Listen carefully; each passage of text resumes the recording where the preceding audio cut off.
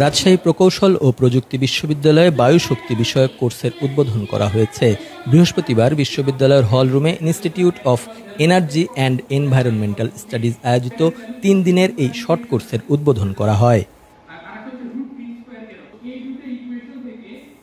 Harnessing the wind, analytical, numerical and experimental approaches to wind energy শীর্ষক এই কোর্সে অংশগ্রহণ করেন 108 জন, যাদের প্রত্যেকেই রুয়েটের শিক্ষক, শিক্ষার্থী সহ বায়ু শক্তি নিয়ে কাজ করেন এমন প্রতিনিধিবৃন্দ।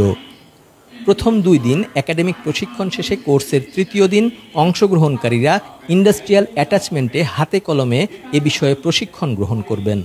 এই কোর্সটা মূলত আমরা করছি আমার উইন্ড এনার্জি সম্পর্কে একটু বিস্তর ধারণা পাওয়ার জন্য, যেন আমরা যখন এমএসসি বা পিএইচডি করতে যাব তখন আমি যদি এই সেক্টরে যেতে চাই তাহলে আমি কি আমাকে করতে হবে, আমি কি জানবো, এই কি মানে এইটা সম্পর্কে একটা ব্রডলি ধারণা পাওয়ার জন্য আমি এই কোর্সটা মূলত করতে আসছি।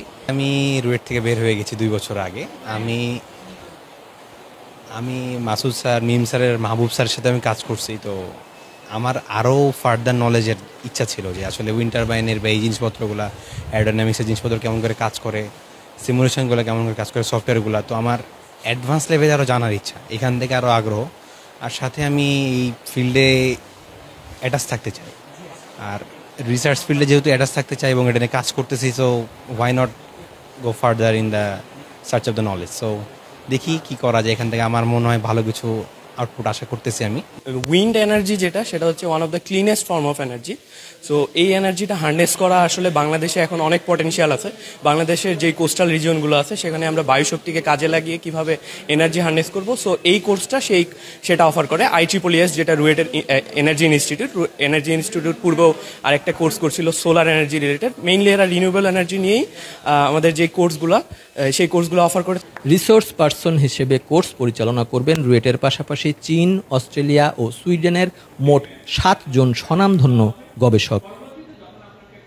এই এনার্জি ইনস্টিটিউট থেকে আসলে এই প্রোগ্রামটা করা। তো আমাদের থিওরিটিক্যালি যেগুলো হয়, কোর্স ওয়ার্ক যেগুলো হয় আর কি, তো বেশিরভাগ কোর্স ওয়ার্কে হয় জাস্ট থিওরি শেখা হয়, বাকি রিয়েল লাইফ যে প্রবলেম আসলে পুরো ওয়ার্ল্ডে কী হইতেছে, বাংলাদেশে কী হইতেছে, এগুলার সলভিং স্কিল ডেভেলপ করা, এগুলো কোর্সের মাধ্যমে সবসময় হয়ে ওঠে না। আমাদের কারিকুলাম ওইভাবে রেডি না, এবং ইন্ডাস্ট্রি এক্সপার্ট যারা আছে বা ওয়ার্ল্ডের যারা রিসার্চ লেভেল এক্সপার্ট আছে ওনাদের কথা আমাদের ছেলেরা শুনতে পারে না, কারণ ক্লাসে আমরা বাংলাদেশি লেকচারাররাই সবসময় লেকচার নেই।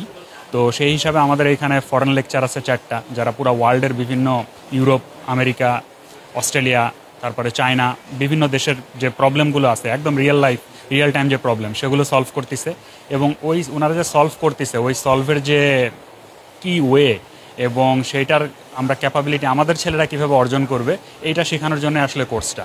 তো আমরা এই কোর্সটাতে 3টা আমরা যদি আমাদের পুরা স্টুডেন্ট লাইফকে ভাগ করি আর কি, যে আসলে কী জিনিস শেখা দরকার, অ্যানালাইটিক্যাল ক্যাপাবিলিটি, এক্সপেরিমেন্টাল ক্যাপাবিলিটি এবং নিউমেরিক্যাল ক্যাপাবিলিটি। তো আমাদের কোর্সটা এমন সুন্দরভাবে ডিজাইন করা হয়েছে যে ওয়ার্ল্ডের বিভিন্ন এক্সপার্ট এবং আমাদের বাংলাদেশে যারা এক্সপার্ট আছে তাদের মাধ্যমে আমরা 3টা জিনিস আসলে শিখতে পারবো। তো এইটা আসলে ওভারঅল কোর্সের মোটিভ ছিল আর কি, টার্গেট ছিল। উদ্বোধনী অনুষ্ঠানে অতিথি হিসেবে উপস্থিত ছিলেন ইনস্টিটিউশনাল কোয়ালিটি অ্যাসুরেন্স সেলের পরিচালক অধ্যাপক doctor Mohammad Imdadul Haque, institute of information and communication টেকনোলজির পরিচালক অধ্যাপক ডক্টর মোহাম্মদ জহুরুল ইসলাম সরকার। অনুষ্ঠানে সভাপতিত্ব করেন IEES এর সহযোগী অধ্যাপক ডক্টর মেহেদি হাসান মাসুদ। জনসংযোগ দপ্তর, রাজশাহী প্রকৌশল ও প্রযুক্তি বিশ্ববিদ্যালয়।